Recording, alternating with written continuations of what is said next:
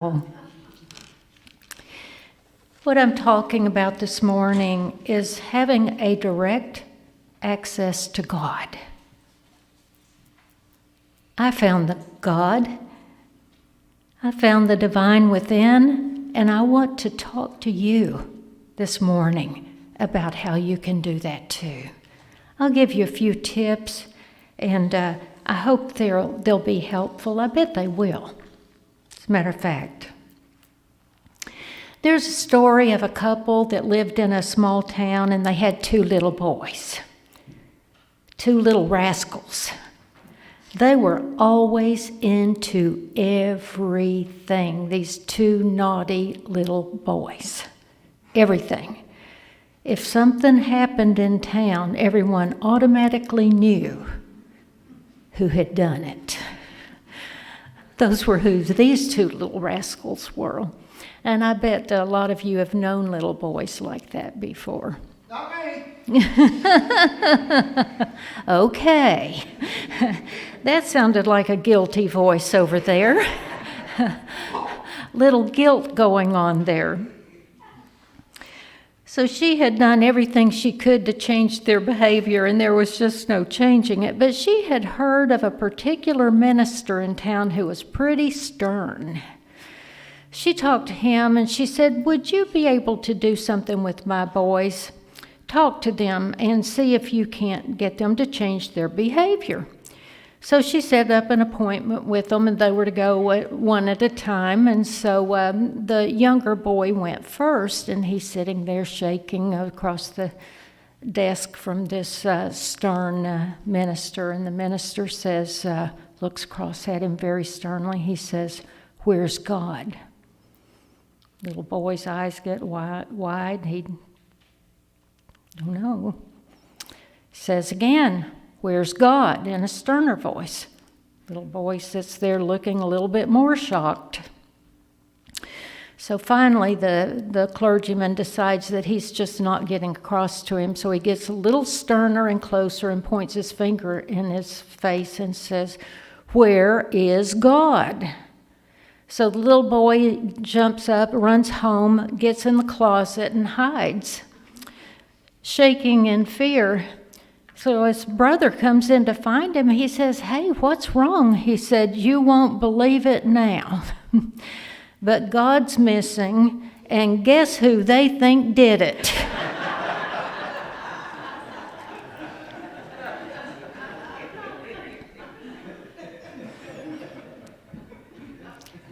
I've known little boys like that myself.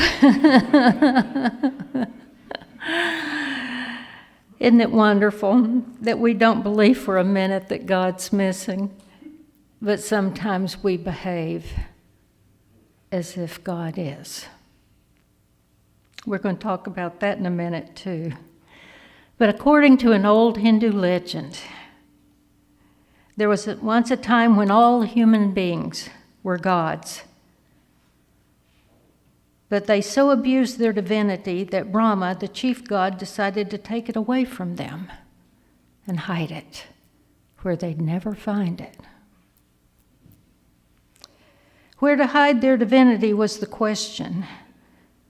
So Brahma called a council of gods to help him decide. "Let's bury it deep in the earth," they said. Brahma answered, "No, that won't do. They'll just dig up the earth to find it." Then the gods said, "Let's sink it in the deepest ocean." But Brahma said, "No, not there, for they'll learn to dive deeply, and they'll find it there."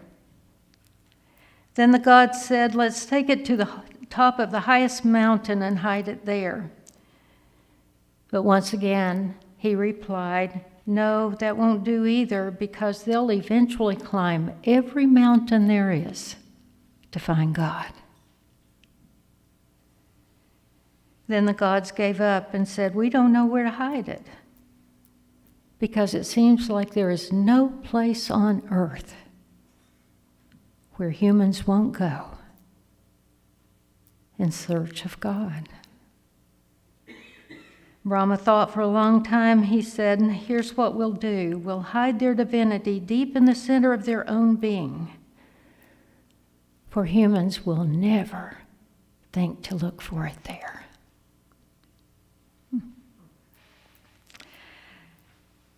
So all the gods agreed that this was the perfect hiding place.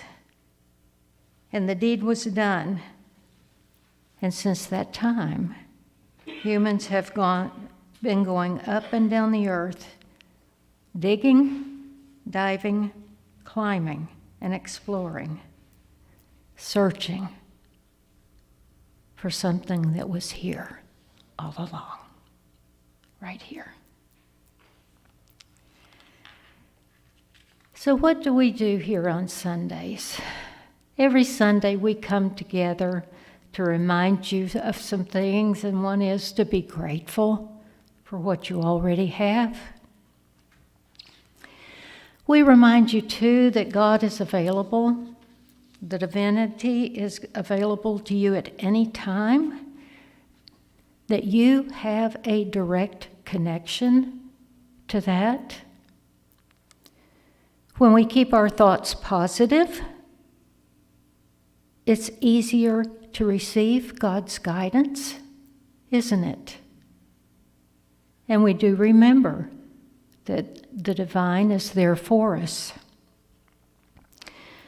We remind you too that we connect with God in the silence through our prayer and meditation.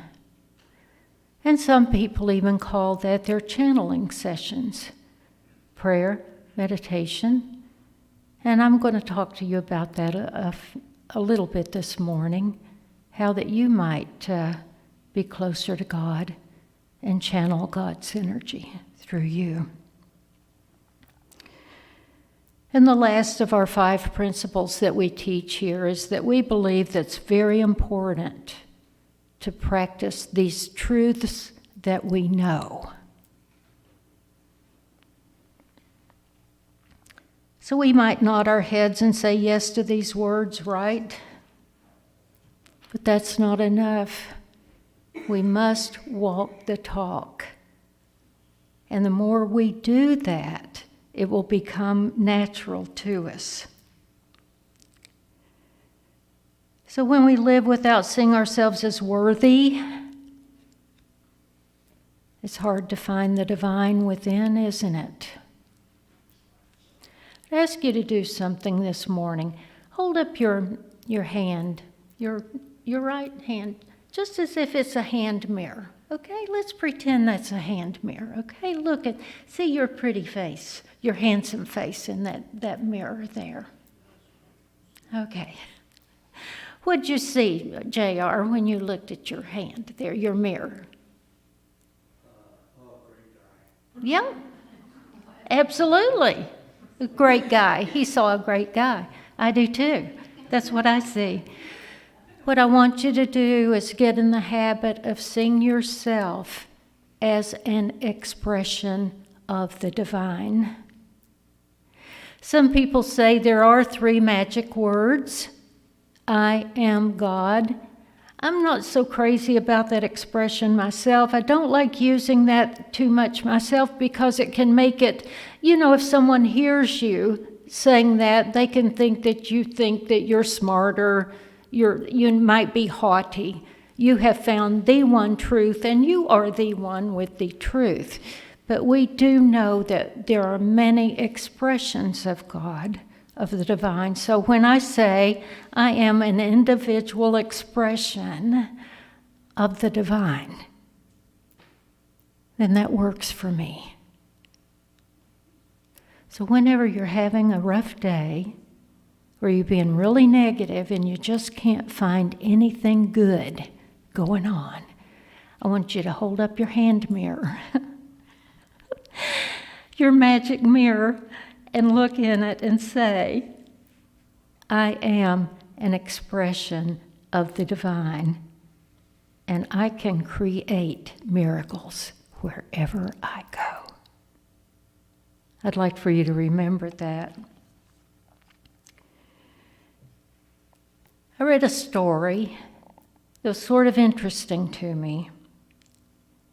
And it's a story that's been repeated by many people in various ways throughout history. John Jones was born in San Francisco in 1906. His parents were immigrants. His father was a laborer. John grew up in modest circumstances and was a child during the First World War. His father was drafted and died overseas, and the burden of supporting his mother fell upon him. He had two smaller brothers, and of course their support was on his shoulders as well. So John became a day laborer. Each week his paycheck went to his mother. Later, when his brothers were able to contribute to the mother's support, John continued at his job as a laborer anyway. He thought that he was unable to do anything else, and the full blame for his lost future he laid at the doorstep of a cruel fate, personified in resentment toward his mother and his brothers. When he was 42, John developed a brain tumor and spent the later years of his life bedridden, partially paralyzed, and he died at the age of 48. Does this sound like one of the children to whom, as Jesus put it, it is the Father's good pleasure to give you the kingdom? I don't think so.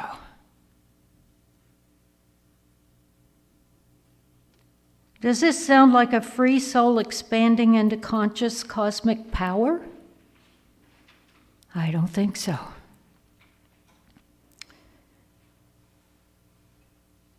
Multiply John Jones by 1,000,000 and 1,000,000 times. That does not sound like a person to whom the kingdom was given, does it?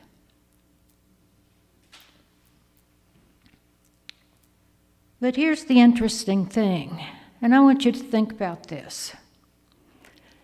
He was born with the same power as you or me, Einstein, Homer, Plato, Lincoln, Emerson, the Buddha. He was born with the same ability. He possessed the same capability to connect with the divine and his own power. But you know what? He didn't know it.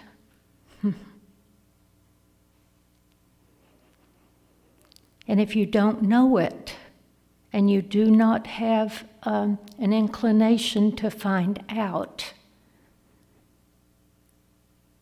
then you'll never know that the kingdom is within right here. And the ability to overcome any circumstances, any. Like the Hindu legend, we forget the kingdom is within. We go looking for the next miracle cure, the next healer, maybe an amulet, maybe a crystal will do it. Exotic lands, sacred sites, rituals, exercise, looking for the miracle that will awaken us from our subconscious efforts to sabotage ourselves over and over and over again. Then we set out on a long, fruitless quest for something outside ourselves to give us what we don't already own. You had it all the time. You had it right there. We just think we don't own it. We think it's someplace else. we think that maybe Jesus was talking about everybody else in the world except us. The kingdom is within you, except that doesn't count for you, is how we think about it. That's good for everybody else in the world. But poor John Jones. But he didn't know. He didn't even know to look. And it's okay. I'm not criticizing any of these methods or modalities, any of them. It's okay to turn to those. If that helps you to find the divine within, there is no problem with that. What I think is best, though, if we could say that that's a tool, and that's not the source. Because we have the ability to connect right here within us. The kingdom is already here. We had it all the time. We just didn't know it. So if there's a tool that helps you, use it. But accept that. And don't become dependent on some other guru. You don't need them. But it can be a tool. Just like the tool we use right here. We come together on Sunday to remind ourselves that the kingdom is within. And we remind ourselves to be grateful. And all those tools that we use to make our lives better, happier, more prosperous. So that we can take the light out into the world and make the world a better place just by our being there. So it's okay. But I'm going to go on now and start with the basics of what I was going to tell you. Who, what, when, where, how, and why. And I'm not going to go on that long with all that now. That was a long list, but I promise I'm not going to go on and on with that. So with whom or what do we want to establish a connection? God, Allah, Creator, Source, Great Spirit, Soul? Whatever you feel, whatever you want to call it, whatever that is. And the reason we want to do that is to enrich our lives. And you may be one of those people that you feel your communications with the divine are one-way communications. Anybody ever felt that way? They felt like their prayers are one-way communication and that all they're doing is talking to God. Then we're going to talk about how to improve that, how to change that. So let's get one thing out of the way right now. Whatever you call the one power, source, creator, great spirit, that's entirely up to you. Entirely. You may refer to the divine as Father, Abba, the way Jesus did. This provides the feeling inside that we're speaking with a beloved family member. Abba. Isn't that sweet? Sweet. Think of it as being away. You're away somewhere and you want to call home and speak to your parent, your mother, your father, your whomever. Think of this Allah, this God, the divine, as a family member. Can you do that? I'm going to call home and talk to my mom. So this is critical. Just like E.T., we want to be comfortable enough that we're going to call home. We're going to call home. We're going to call God. To be a conduit for the divine, we must establish the type of connection that we desire. I want to communicate with my loving parent, the source. What matters most is when you consider the words you use. Does it convey a feeling of an open and loving being or energy?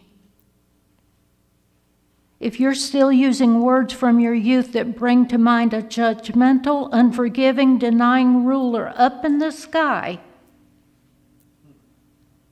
I highly suggest that you rethink the words that you use and choose different ones. They may just alter your entire expectation, and that's what we're working on as much as anything else, an expectation.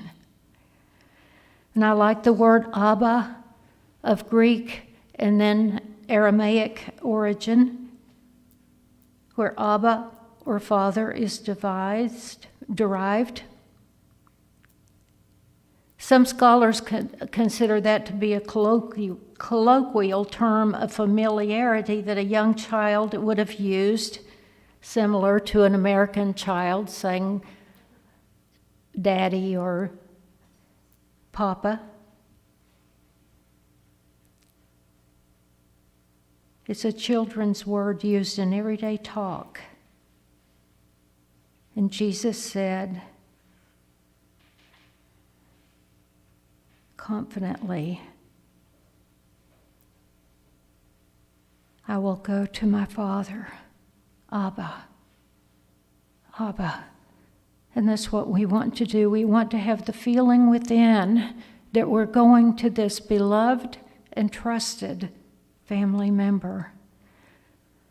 I love that especially because it reminds me how lovingly and completely, with complete faith and trust, my mother used to speak of her father, Charles Washington Walker, Papa.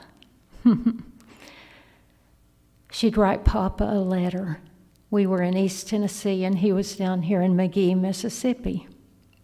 I called him Papa too because she did. And I just remember how lovingly she spoke of her Papa, as if he could move mountains. And that's the way I want you to think of God. Abba, whatever you call it, this energy. So what we're talking about is a direct connection, no party lines, no conference calls, no Zoom calls, just you alone communing with Source. When? Anytime, but do it regularly, as much as possible. Practice makes perfect, remember? Where? In one's closet. I think that's what Jesus said. Go in your closet to pray, where you might be alone.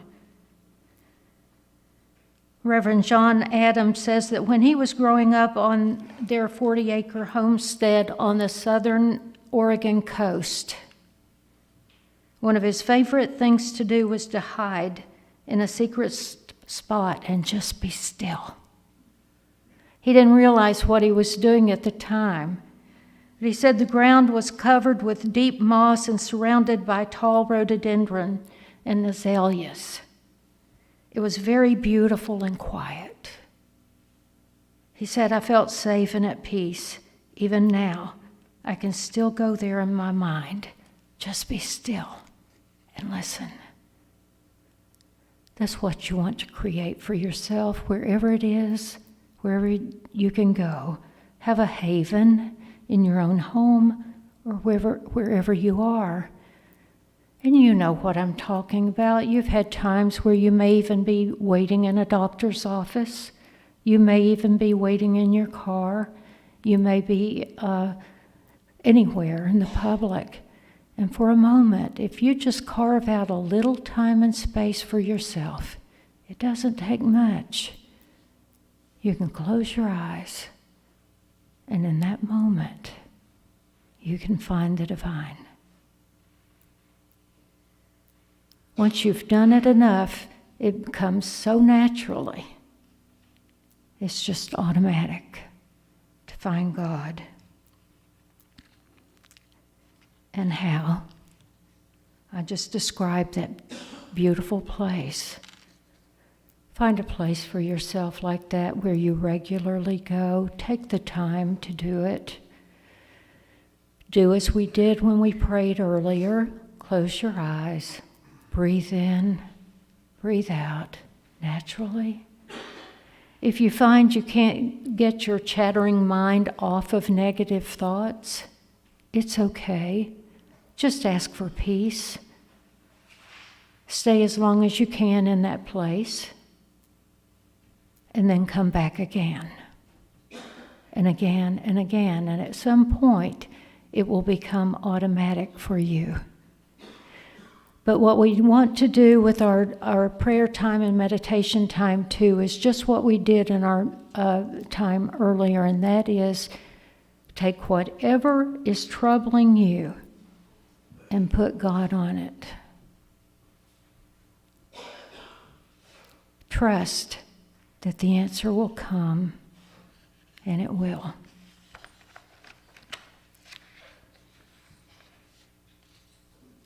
In Luke 17:21, for behold, the kingdom of God is within you. You might say, sure, that was easy for him. But he knew who he was, didn't he? And that's the only difference. Jesus said over and over again, we could do what he did. But he knew who he was. And I guess I'd just like to leave you with the thought that you can change your mind at any time. You can decide to be open and receive God. You can decide that there's another way, that you don't have to live a life of addiction, pain, worry, poverty. You just decide that you want a better life and decide that you want to allow the divine to be a bigger and bigger part of your daily routine. Ask and you shall receive. So I hope that you'll find a way to carve out a little time this week, create a routine, a ritual, where you find the divine. Call it anything you want to. Mother, Father, God, Abba, the Christ within, the great light, or the great source. Whatever it is, it will change your life. And now, I thank you for your time.